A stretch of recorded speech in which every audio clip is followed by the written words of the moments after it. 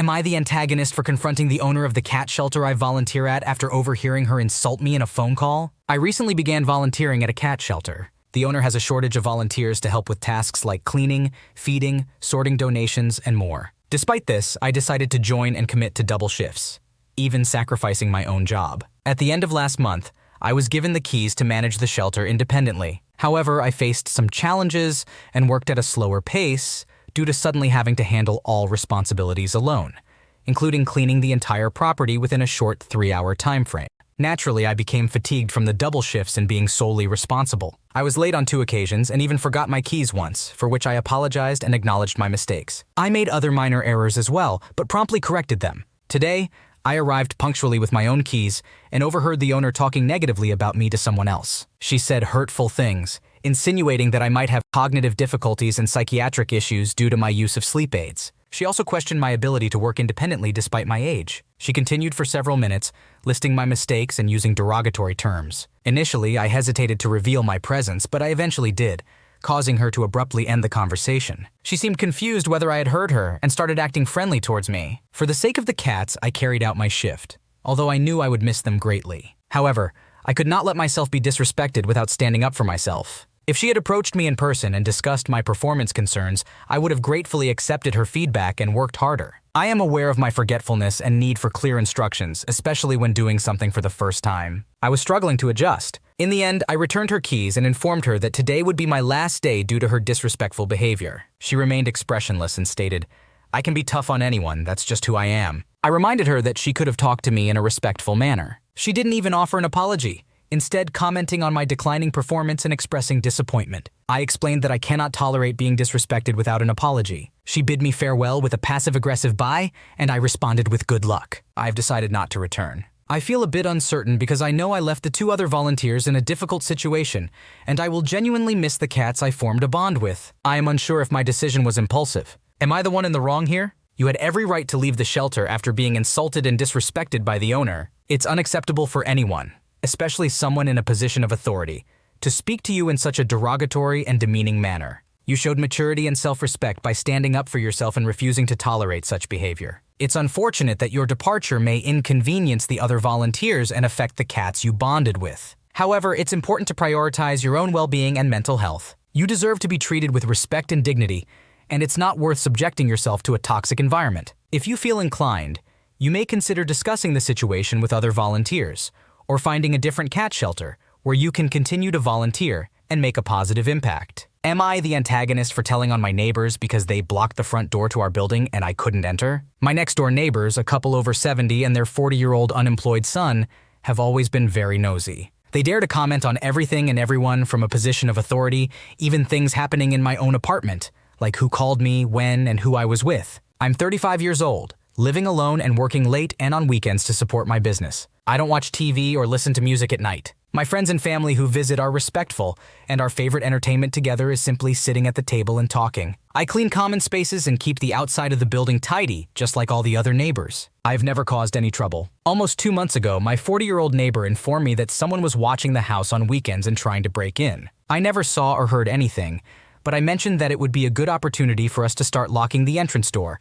We have a common door without any lock. However, he and his parents refused to agree, saying that nothing would hold back the burglars. I asked other neighbors, there are several apartment blocks next to ours, if they had a similar problem, but nobody confirmed it. They were even shocked that something like that was happening because our neighborhood is considered very safe and always has been. This alarmed me and made me think the whole situation was very weird and unbelievable. Over the past few weeks, the situation has escalated. The neighboring family called the police after their son claimed to hear somebody breaking in at night. Again, neither I nor the lady living upstairs noticed anything. Right after this incident, the family started barricading the entrance door from the inside, not only at night but also during the day. As a result, I was unable to enter my own house not once but twice. Later, even my family couldn't come inside because the plank was barricading the door handle. This made me furious. They refused to see their own fault in this and instead blamed me for being angry and belittling the problem. They still said no to installing a lock. Unable to reason with them and suspecting that the supposed problem with burglars might be paranoia or a personal agenda of the 40-year-old,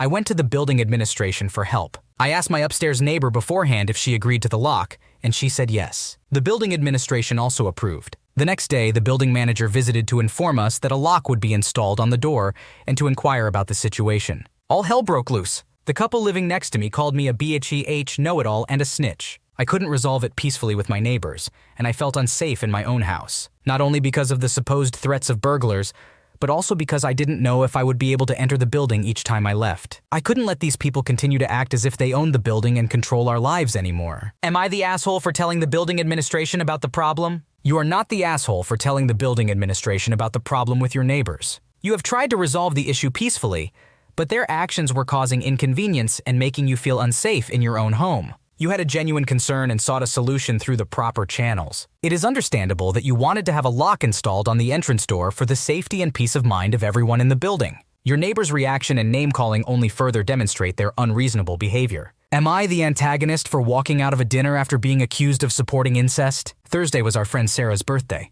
To celebrate, our friend group decided to go out for dinner. There were about 10 of us. Everyone was in a good mood, and it was really nice to just talk to everybody about whatever for hours, especially since I kind of had a stressful week. Hours into the dinner, we landed on the topic of movies, TV shows that we were watching. Our friend Amy mentioned a show that I had also watched. As soon as she brought it up, I said that I really liked the show, and that the acting, writing, and directing was top-notch. Mary chimed in and said that she really didn't like the show and how she had been watching other things. Cool, to each their own. Mary then asked me how I felt about the main romantic pairing in the show. I responded that I liked it and thought the romance was cute. This is where the drama started.